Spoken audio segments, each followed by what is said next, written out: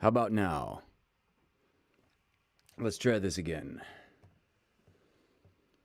Check, check, check, check, check. All right. Are we... I fixed something. Okay, good.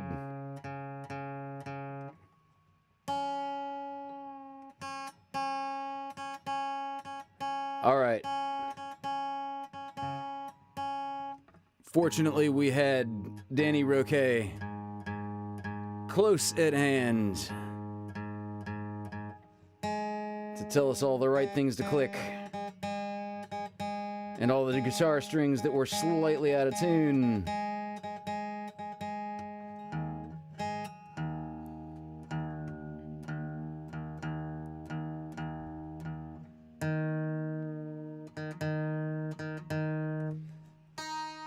This is one of those days where, like, at one point, for reasons too technical I won't bother to delve into here, I thought about launching the whole system in a way that would not show me the chat.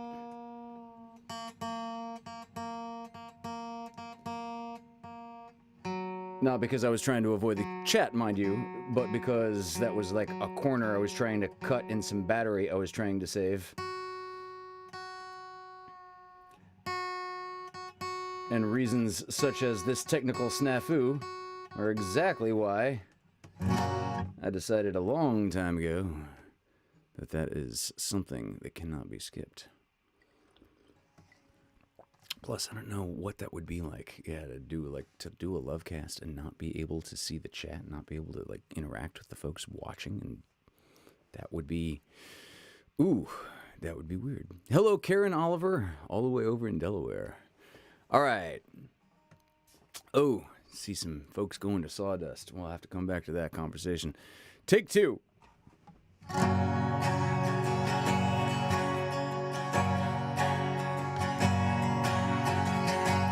Hey, when we go, days when rains came down the hollow, playing a new game. Living in a rut, hey, hey, skipping and jumping in the mist of morning, boy, with our hearts thumping, and you, my brown-eyed girl, you, my brown-eyed girl. So whatever happened to Tuesdays and so slow, going down the old mile with a transistor radio, standing in the sunlight laughing, hiding behind the rainbow's wall, slipping and sliding all along the waterfall with you, my brown-eyed girl. You're my brown-eyed girl. Do you remember when we used to sing sha-la-la-la-la-la-la-la-la-la-la-la-la, just like that?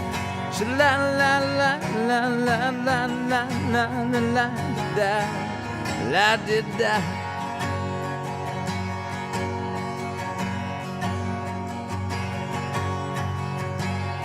So hard to find my way, now I'm all on my own.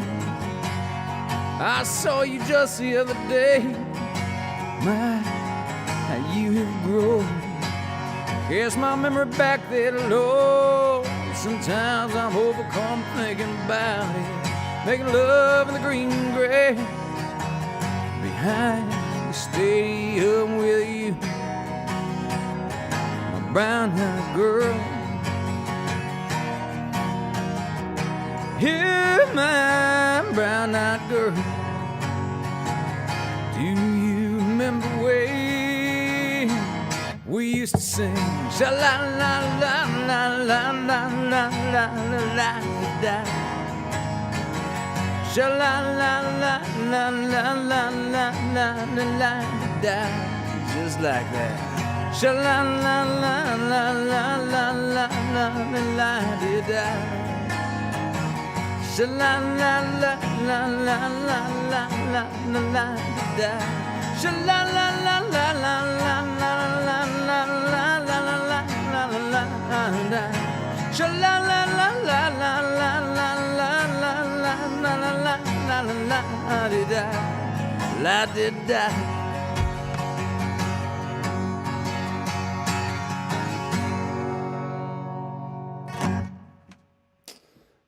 All right. So let's see who is in the chat. I think I saw Dave Hill went to Sawdust. Is that right?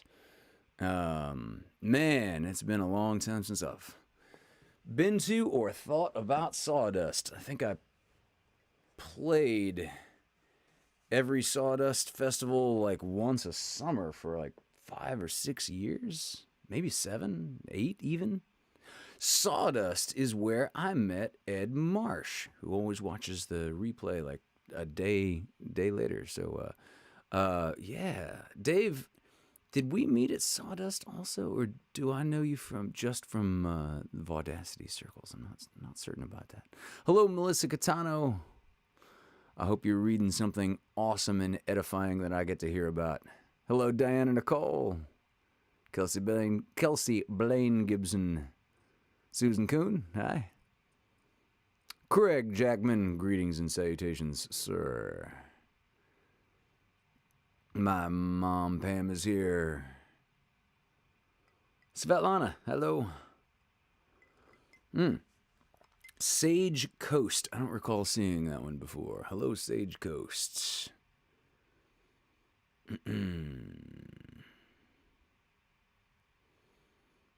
Mom just upgraded from upgraded to a newer iPhone. I'm getting a newer Android next week. I'm looking forward to this. Sawdust hasn't changed much, but it's nicer earlier in the season. Is it just like cooler? I bet it's like 20 degrees cooler earlier in the season. That would be neat, Karen, if I could come play the Sawdust this summer, but they book it like 6 months in advance or maybe longer. I'm not even sure. Like every music slot for Sawdust is booked, like I think probably way before even early spring. That's some very, very forward-thinking planning required there. Hey, David Benjamin, how you doing, man? Yeah. So, no, I do not believe I will be playing the Sawdust this summer. That would be weird and funny. There was only one band on their opening day at Sawdust. Oh, really? Huh. What was the other, or who were the other music?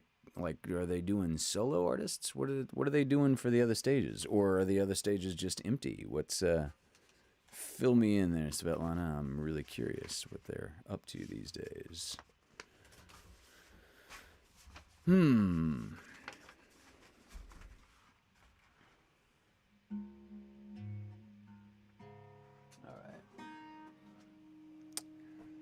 right. I'm looking forward, on a very personal note, I get my furry little god kitty back for a week, in about a week, maybe a week and a half. Our humans are going to an out-of-state wedding, and I'm more than thrilled to grill shrimp for my furry little Nubian princess. God, she's cute.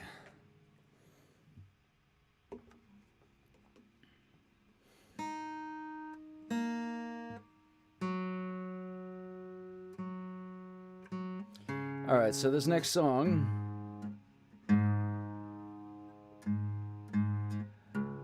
I believe I played this next song on LoveCast number 1. Because I specifically remember getting this as a request, and I remember who I got the request from and all the things. I'm not sure if I ever played this on a LoveCast since LoveCast number 1. But there was this interesting blues musician. Man, he was a character. Huddy Ledbetter, who just went by the name Leadbelly, and did an album called King of the 12 String. And what an interesting dude. This guy was actually a convicted criminal. I don't remember offhand what he was doing time for, but I do remember that he got let out of prison early because the governor of the state, seems like it might have been Mississippi, the governor where he was serving time, liked his music so well, he got a pardon, like an early pardon, and commute of his sentence.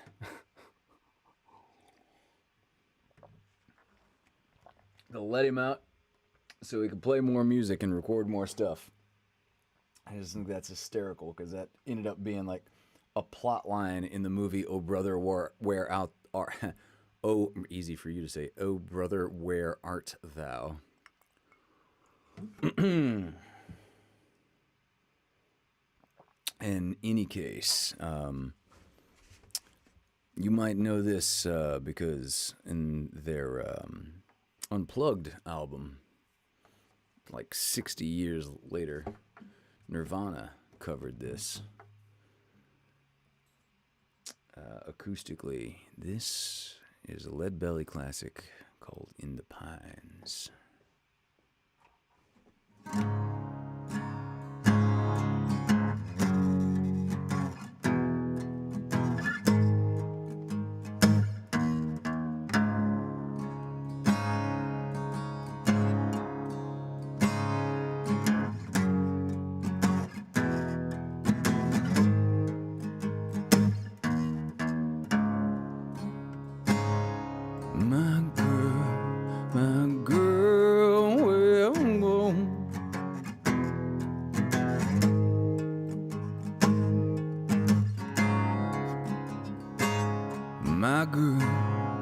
My girl, don't lie to me. Tell me, where did you sleep last night? In the pines where the sun don't ever shine. I would shiver the whole night through.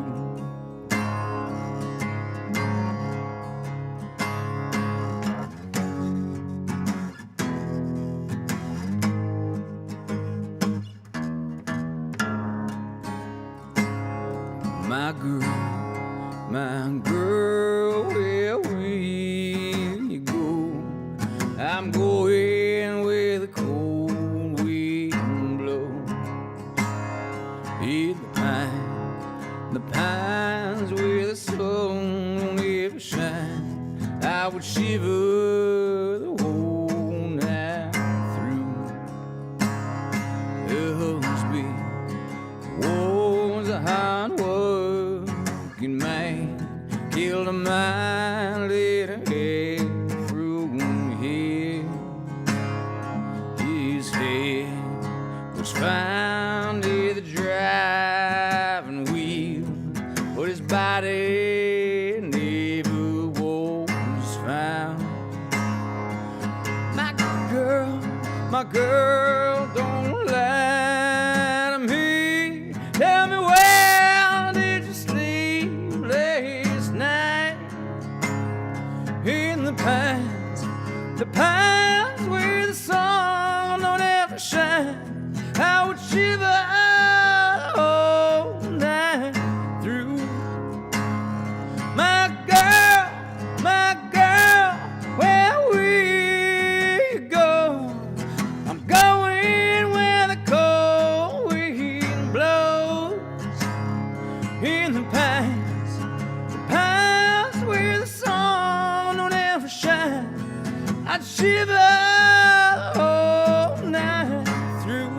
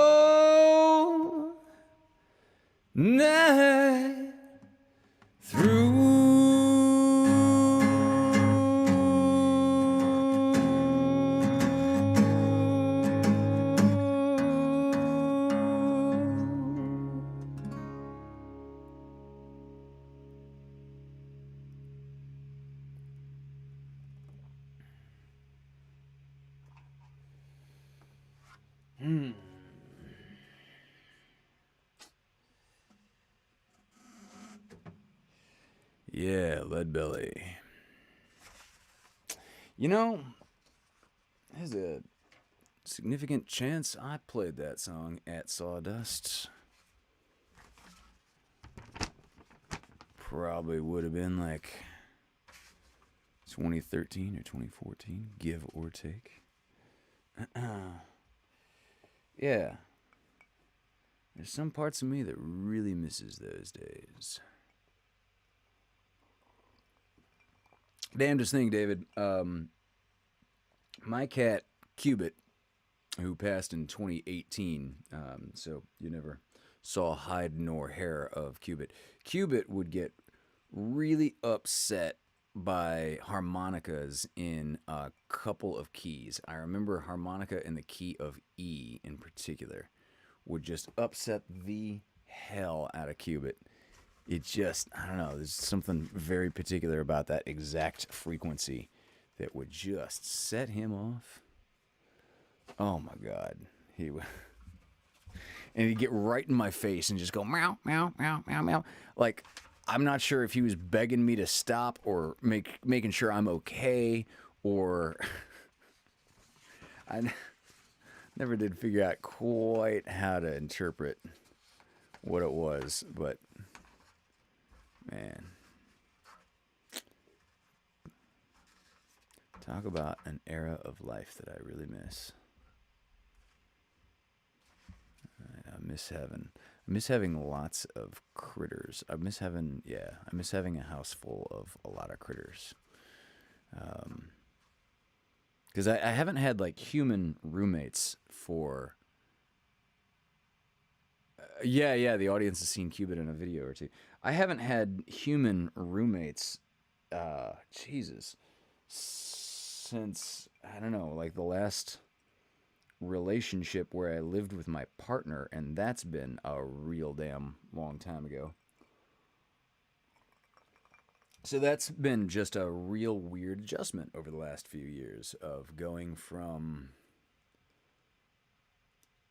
having like 4 living beings in this space to just me.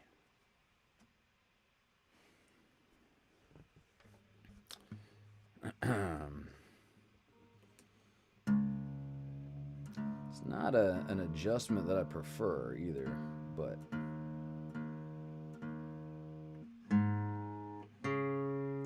just kind of where we are right now. By we, obviously, I mean me.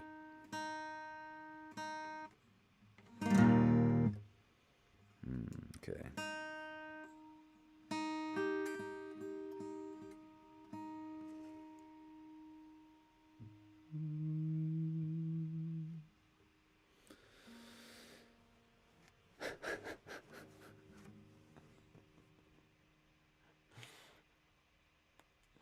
Oh, David.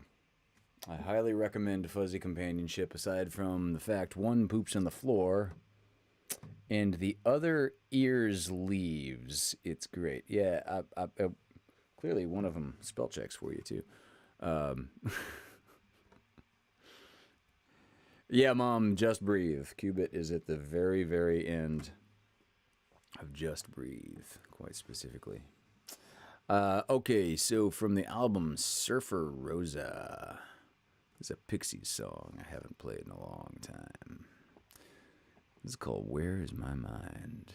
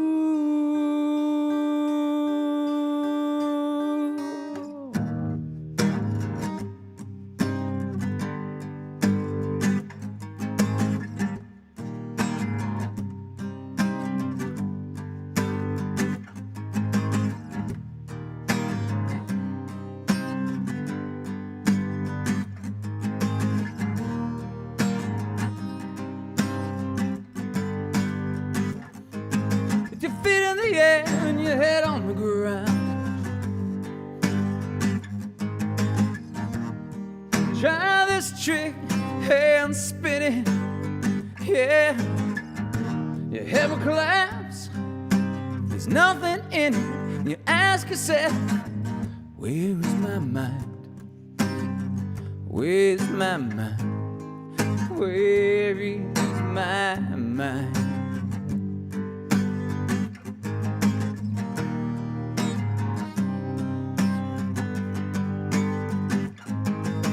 Way out in the water, see it swimming.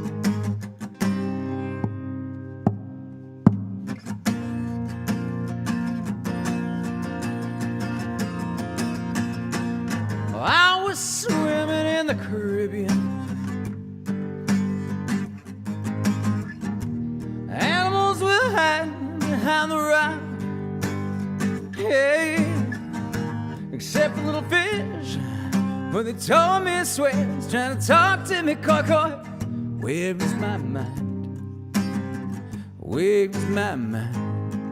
Where is my mind?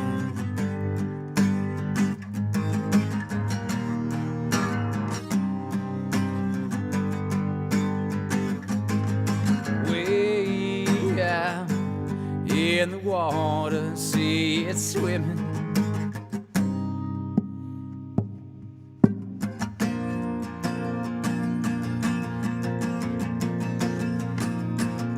Put your feet in the air and your head on the ground. Try this trick, hand spinning, yeah. Your head will collapse, but there's nothing in it. And you ask yourself, where is my mind? Where's my mind? Where is my mind?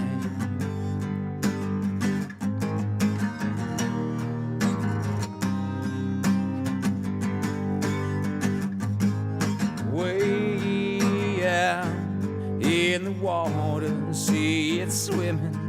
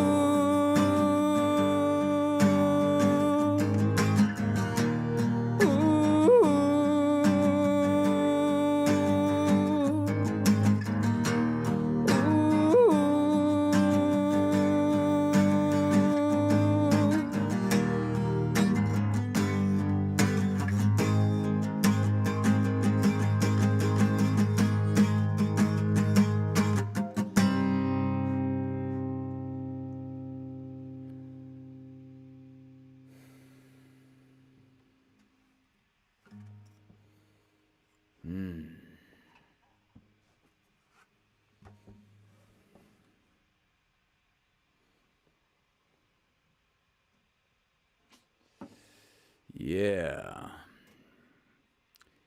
The Pixies.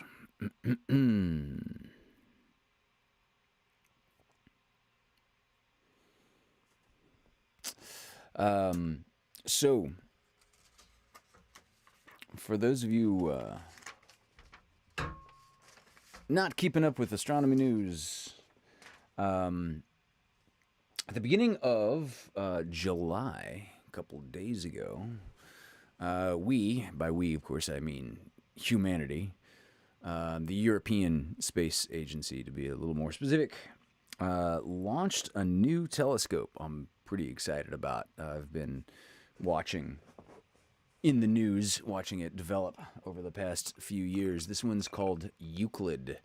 Euclid was, of course, the Greek mathematician that, let's say, discovered most of what we ascribe to be geometry today and teach our, high school sophomores, give or take. So yeah, Euclid made most of what we call plane geometry or planar geometry. This is the geometry that wherein, say, a triangle always has exactly 3 points. The internal angles of these 3 points add up to 180 degrees. That's always going to be true for a triangle on a flat surface.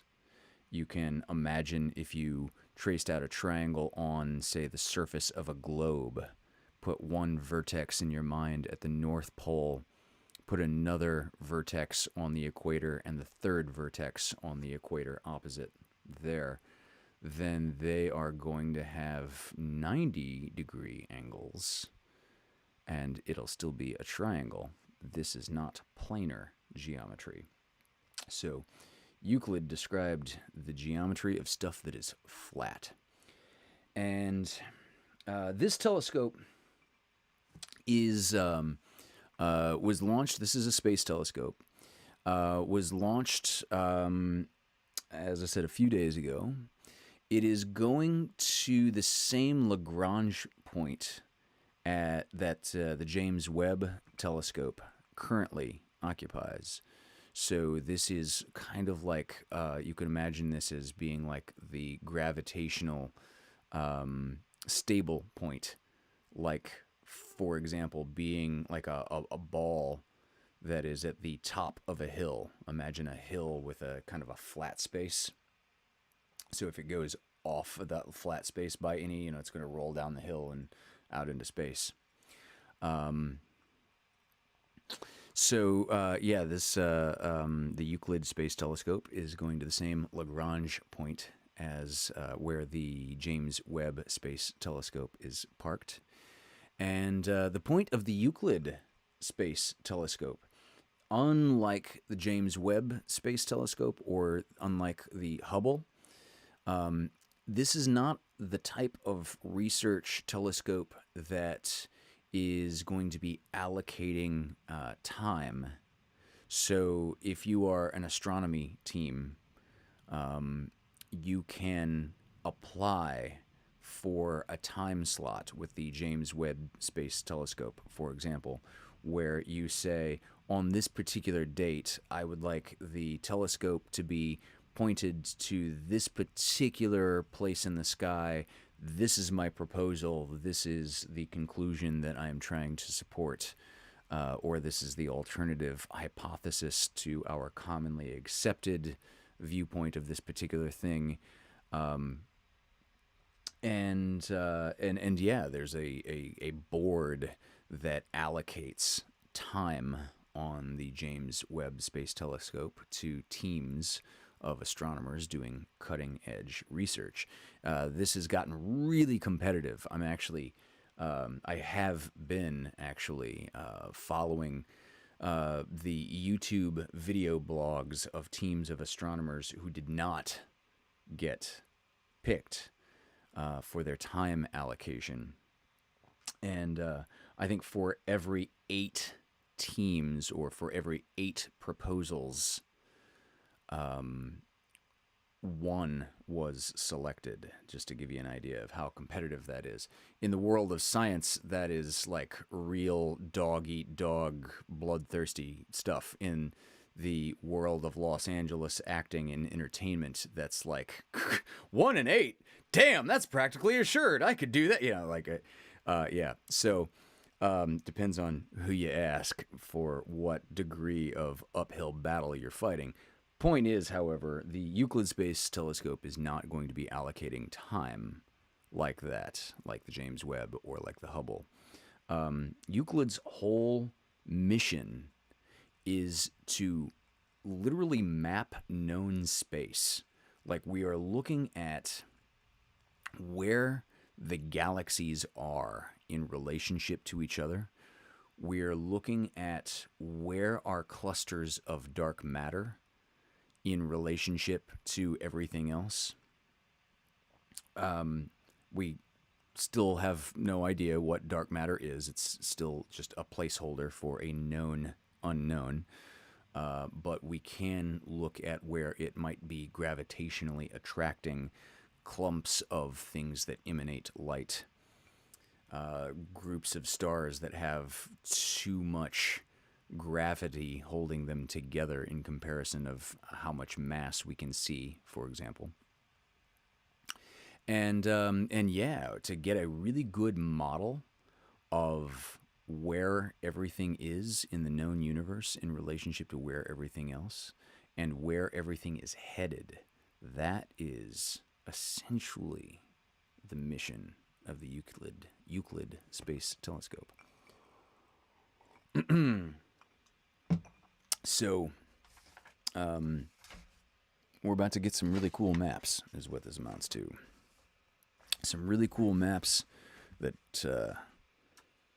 Doctor Who would be really turned on by. Karen Oliver, are you still out there? Tuning in from the East Coast. Indeed, David Benjamin, Euclid, plain and simple. Hello, Nathan Rita.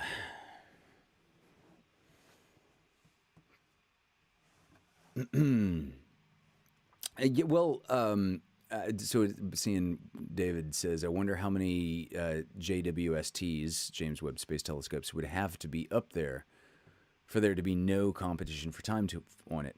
I think that is going to be the sort of resource where if we had, so right now, like for every 8 proposals, 7 were rejected, right? If we had 7 more of them, that would just generate so many more proposals that, like mice who multiply to fill the space, I think human curiosity will multiply to meet our ability to fulfill and answer those questions.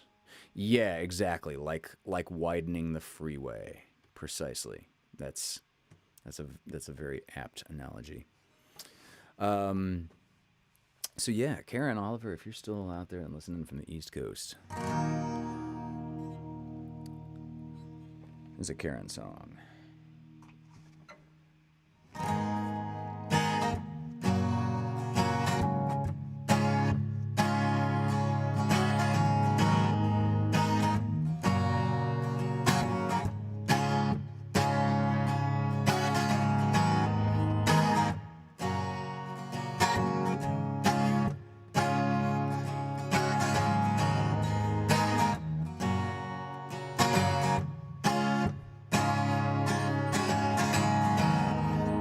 Almost cut my hair.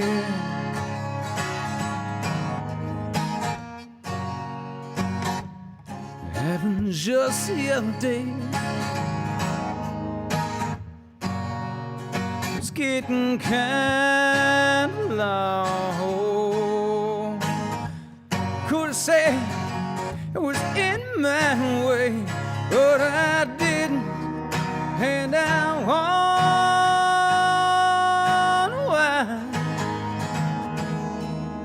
feel like let my free flame fly. I feel like I'm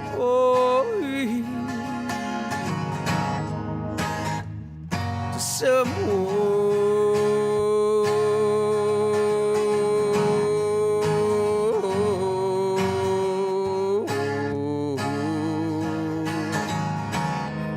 Must be 'cause I had the flu for Christmas, and I'm not feeling up to par. It increases my paranoia, like looking in my mirror and seeing a police car. But I'm not giving in an inch to fear, 'cause I promised myself this year, and I feel like said I feel like I owe it to someone.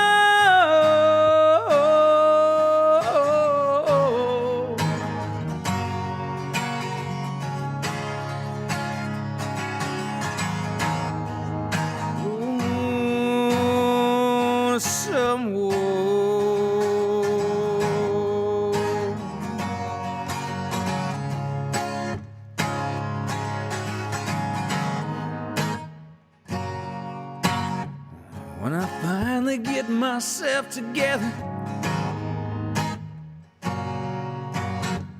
I'm gonna get down that sunny southern weather, find a place inside the lake, separate the wheat from the chaff, and I feel like I owe you. Said I feel like I owe you, and I feel like I owe you someone.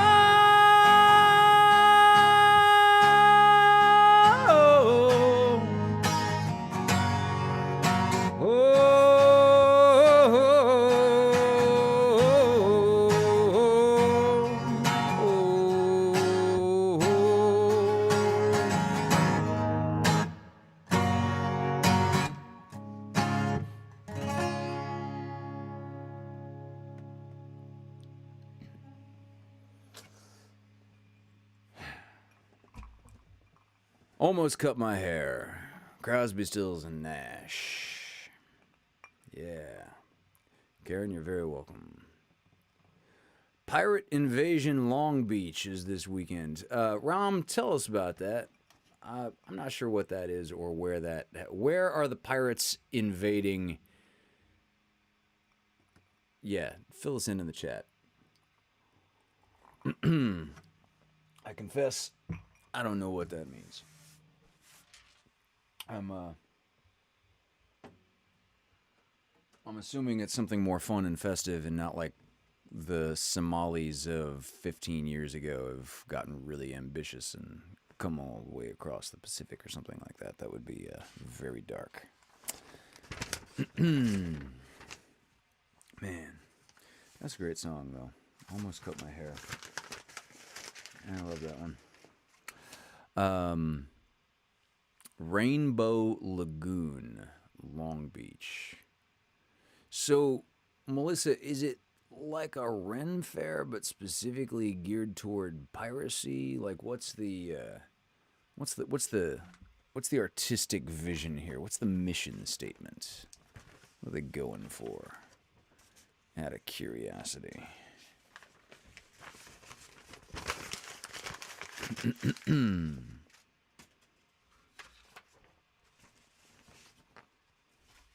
Rainbow Lagoon.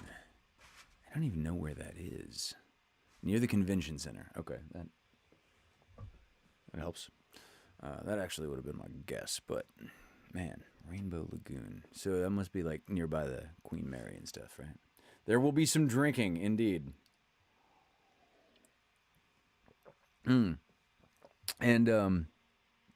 for any folks that are going to be on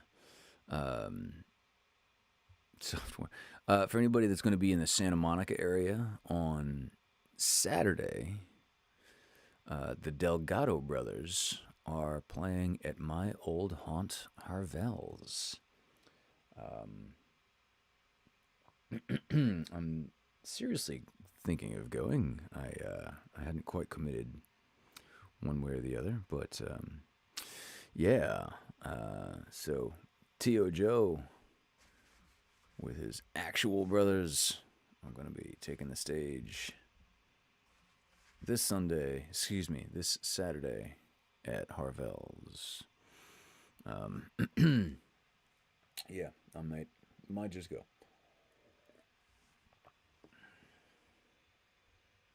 Assuming I haven't been press ganged by a bunch of pirates in Long Beach,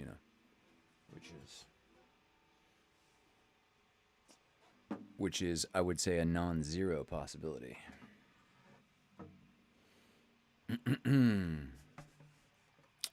I want to take a quick seconds to thank last week's financial supporters, beneficiaries to LoveCast 150 were Miss Emily Thatcher and my ever reliable anonymous angel donor.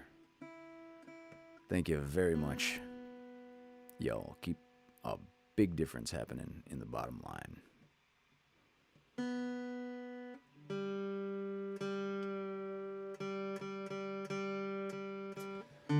My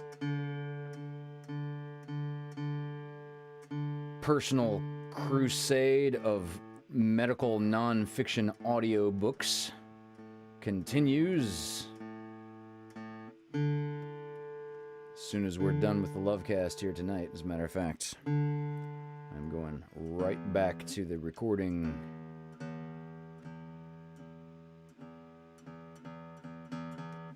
Chasing down a deadline as ever.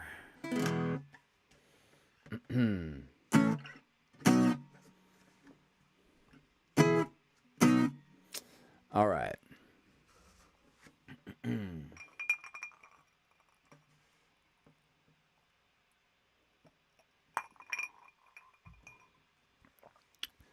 From the album Faith, 1987. This is a George Michael song of the same name. This is Faith.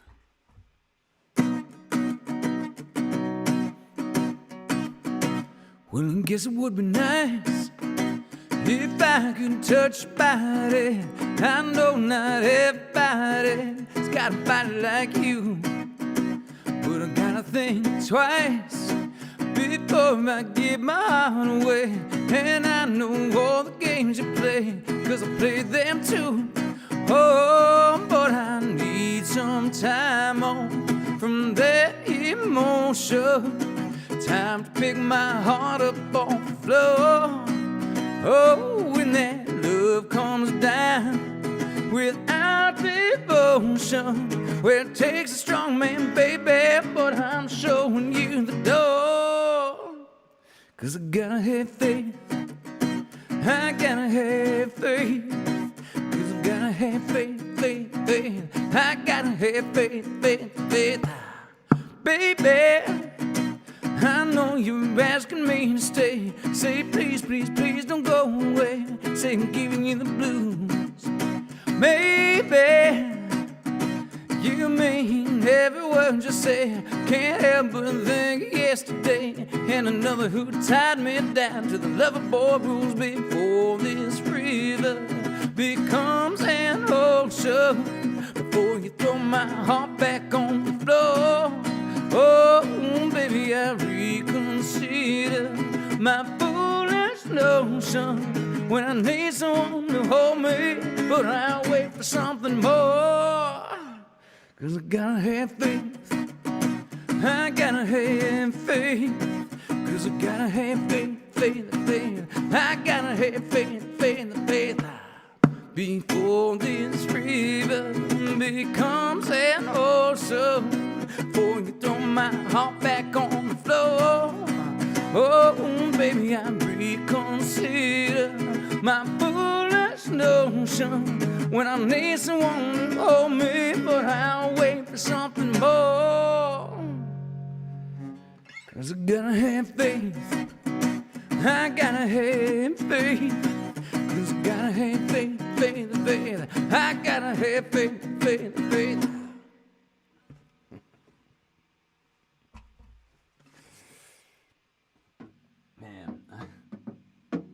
I just saw this thumbnail of George Michael and Morrissey discussing, who was it? Oh, discussing Joy Division in the 80s.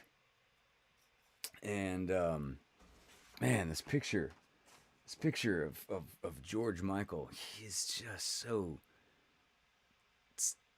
scrawny. I don't know how else to describe it. He's a tiny little human being. And, you know, when I was a kid, it didn't occur to me, like, you know, I didn't look at him that way. Now as an adult, he's just